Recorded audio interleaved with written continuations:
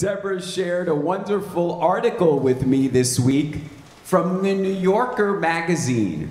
And the article was all about our friend, Father Richard Rohr, and his recent book, The Universal Christ. It was such a wonderful article, and I'll share the link with all of you in this week's Epistle Church newsletter.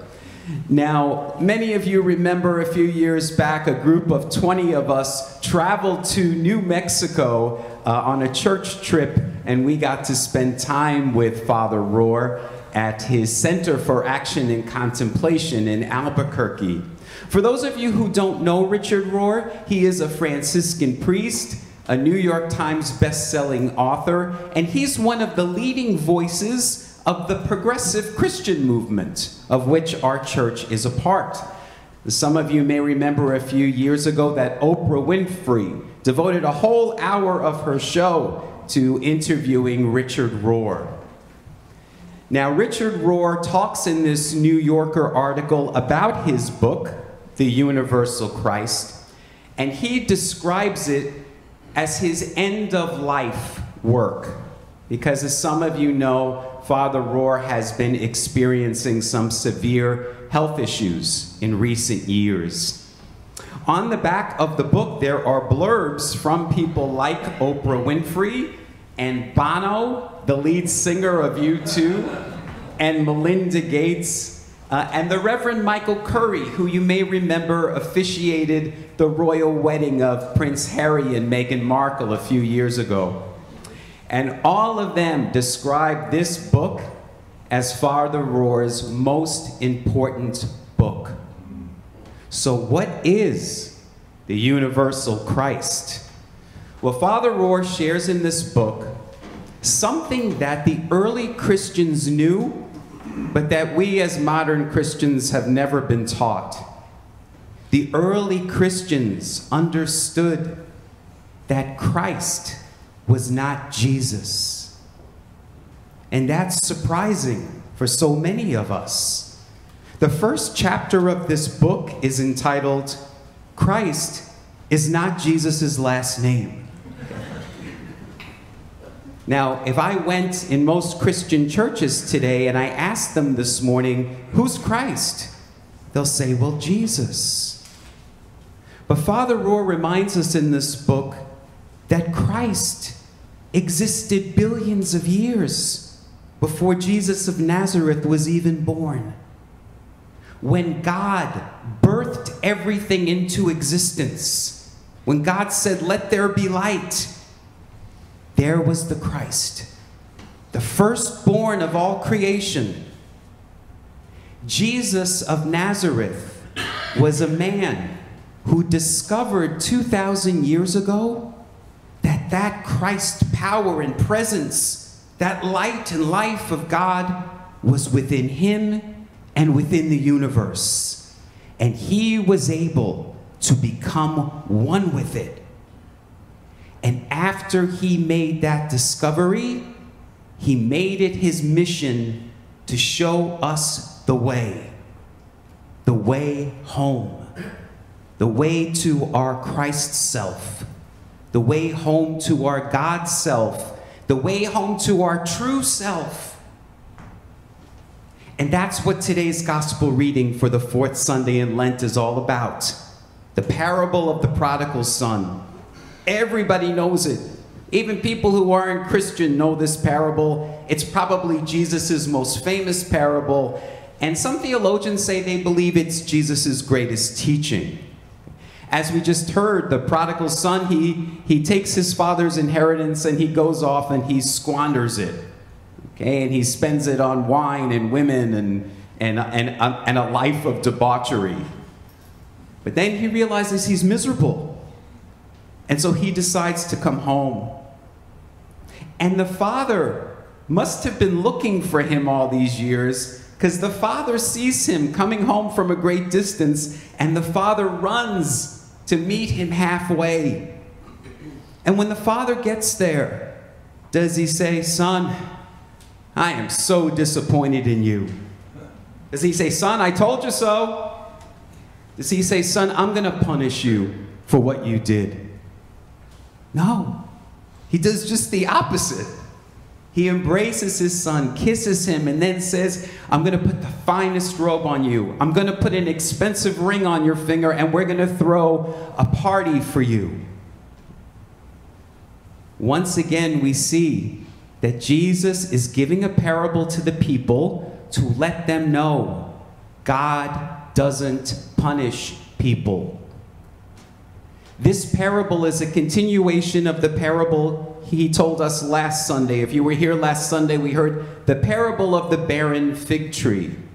And the reason Jesus tells these two parables in a row is because the scribes and the Pharisees are saying, why is Jesus hanging around with sinners? Why is Jesus eating at tables with people who are unclean and unworthy? So Jesus tells them these two parables to say, no, God doesn't punish people. Now we, like the prodigal son, punish ourselves. We do. When we stray from home, when we stray from our true nature, we sin. But as we heard in our words of integration and guidance this morning, sin means to live outside of the garden. I really love that. God created this garden, this paradise, this Eden, this place of peace, love, and joy that Jesus said is within us. That's our true self. When we live outside of that, when we act and speak in ways that are against that, we're straying from our authentic self. And when we do that, we live in misery. Like the prodigal son lived in misery when he strayed from home. That's what the story symbolizes. Sin is a sense of separation from God. It's when we forget that God is with us and within us. We forget our God nature. Father Rohr says, we don't have to do anything to attain the presence of God, because we're already totally in the presence of God. The only thing lacking, he says, is our awareness of it. When we're aware of God's presence with us and within us, and we stay centered in that home, that garden, then we live a life of peace and fullness and abundance. But when we stray from home, often we live in misery. Now, I've shared with you before that one of my all-time favorite books, spiritual books, is called Discover the Power Within You. It was written by the Reverend Eric Butterworth over 50 years ago. Maya Angelou and Oprah Winfrey, they say that it is also one of their favorite spiritual books of all time. If you haven't read it, I encourage you to read it. In the book, Reverend Butterworth also talks about the prodigal son. And I'd like to read to you what he says. He writes, if you are asleep to the presence of God in you, then you're like the prodigal son, living in a distant land. But when you come home to yourself, when you wake up and suddenly you come alive to the God within you, the depths of you, then God becomes very real to you. Not a person separate from you, but as an added dimension of you, as a living presence ever with you. You can never be separated from God because you are an expression of God. You can never be separated from God because you are an expression of God. That is the truth. Now, there's one person we haven't talked about yet from today's gospel reading, and that's the oldest son. The oldest son who says, hey, Dad, why are you throwing a party for the son that spent all of his inheritance and lived sinfully? I've been here this whole time. I've been good. I've been loyal. Where's my party? And how often we are like that ourselves. But again, it points to what I was telling you last Sunday.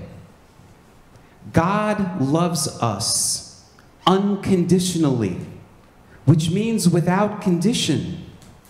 The father says to the oldest son, "Son, everything you have is mine. It always has been." But the son believes that it's based on condition. And how many of us growing up in the Christian church were taught that we needed to earn God's favor? We needed to win God's love. That if we did good things, God would love us, but if we did bad things, God would punish us. And that isn't the truth. I've told you this before. You could go out this afternoon and you could feed 12 homeless families, or you could go to Las Vegas and party the night away, and God is not going to love you any more or any less tomorrow.